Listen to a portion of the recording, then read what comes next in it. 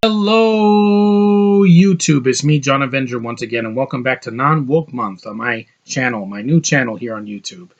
Now I'm talking about a 2006 thriller, mystery thriller, direct-to-video thriller from, you know, directed by written and produced by Rob Cohen, not Cohen, Cohen, and directed by Charles Winkler. It's basically a standalone sequel because it has nothing to do with the first one. The Net 2.0, starring Nikki DeLoach. Awesome freaking actress. No money, no identity, no way out. Yeah, basically, let's read the synopsis. She got the perfect job and became the perfect target. From one of the producers of the original mega hit The Net, starring Sandra Bullock, which I haven't seen, this action-packed sequel stars Nikki DeLoach as TV's North Shore as Hope Cassidy, a beautiful computer expert who travels to Istanbul for the perfect job, but instantly gets caught up in a high-tech frame job. Yeah, basically the Born Identity with a woman. The non-stop chase is on as Hope has to use her brain and beauty to steal back her name and unravel the mystery. Thanks to some help from a mysterious cab driver. Yeah, he's I don't know what people in Istanbul, Turkish, helps her out. He's the main cab driver. And a sexy flight attendant, she's able to uncover the shocking truth about what's happening to her. Can she take back her past before the bad guys wipe out her future, or will she be caught in the net?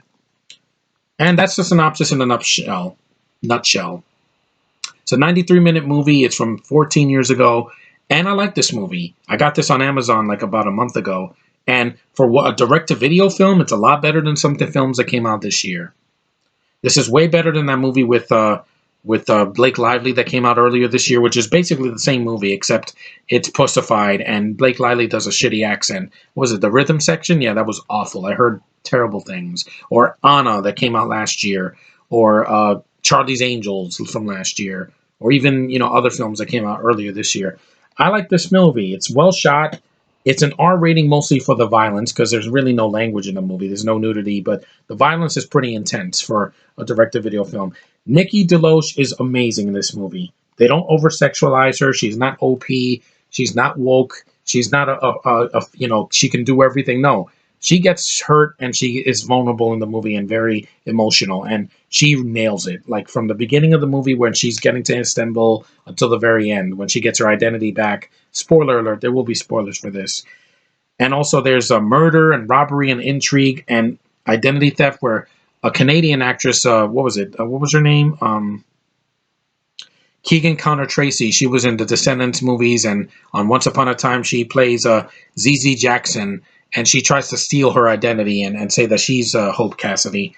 There's a bunch of other actors also from Istanbul that I never heard of. You have Sebna Donvitmev as Roxalina. You have Demet Akbag as Dr. Kovac. Neil Hopkins as James Haven, who's the villain. I'm going to say he's the villain. And Halit Ergenk as Ivanikov.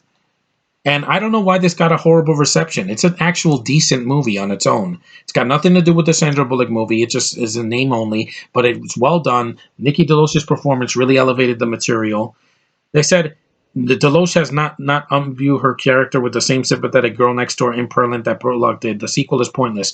It's not pointless. I was on the edge of my seat the whole time. It's 93 minutes long, with the end credits basically 89 minutes. It's not a drag. It looks great. It's an actress that I actually really like that's not foreign, that doesn't speak a foreign language like Sandra Bullock. And, people forgot that she actually can act. If you've seen her Hallmark movies or TV shows, this woman can act. And she's beautiful, and she's very, very intriguing, very fun to watch. She's not boring to watch. She got me through the movie. It doesn't drag for over 2 hours like Jason Bourne did. That movie was boring. The fifth Bourne movie, where Matt Damon his heart is not into it. At least Nikki DeLoach is into this movie, and it didn't ruin her career because she's done a lot since, a lot of TV stuff, but she's still acting and she's really good.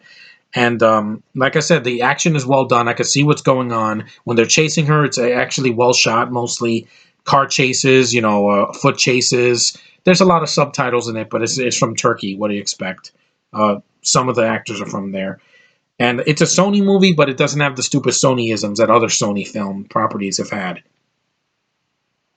I'd rather watch this than Venom because it's R. I'd rather watch this than freaking the second Jumanji because it's shorter and it doesn't have that stupid dance scene. I'd rather watch this than some of the other things that Sony has done, like Fembusters, because that has to preach a message about feminism. This movie doesn't do that because Nikki DeLoach's character is very likable, and you feel bad for her when all of this is happening to her, and you want her to get her life back together, and she does.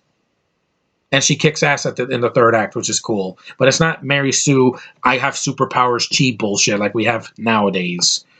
But it's well done. I thought Charles Winkler did a good job directing this movie. He also directed Streets of Blood and a bunch of other stuff. Yeah, but I think he did a good job.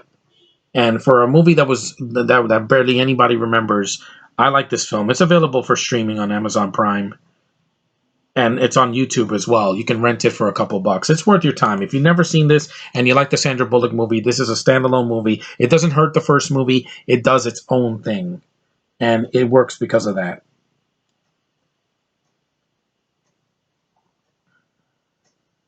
I liked it because it really, really elevated the material. This would have been really boring if this was Kristen Stewart running from a bunch of Istanbul authorities and from killers. No, it wouldn't have been the same thing. And I appreciate the movie for trying something different. It's not a remake of the first one. It does its own thing. This guy also produced Rocky Balboa, which I liked, Survivor, which I liked. Uh, he did the Creed movies as well, but I wasn't a big fan of those. I didn't see them because they're just spin-offs. Home of the Brave. Yeah, but he did a good job, and this is a good movie for what it is. It is a good mystery thriller that has you on the edge of your seat, and it has a really good lead. That's a woman, and it's not woke, and it works for what it is. 'Cause I was expecting something a lot less, and I didn't get this at a dollar store, so I can tell you that what right now. It's a good movie. A good actress can elevate even the premises that we've seen a dozen times before, and that's why I like the movie.